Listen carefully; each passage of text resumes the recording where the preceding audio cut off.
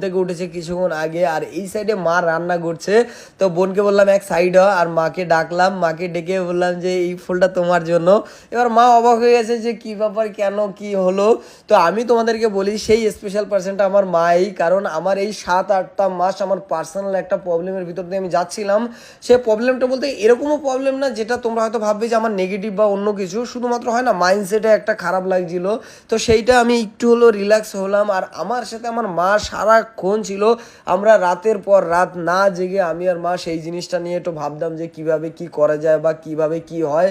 প্রায় 7 থেকে 8 মাস আমি আর আমার মা না ঘুমিয়ে সেরকমভাবে, মানে এমন না যে আমরা ঘুমাইনি, ঘুমিয়েছি, বাট ওই অনেক রাত করে ঘুমাই। হয় না যে ছেলে আনন্দ পেলে মা খুশি হয়, তাই আমারও মন ভালো থাকে না বলে মাও আমার সাথে জেগে থাকে।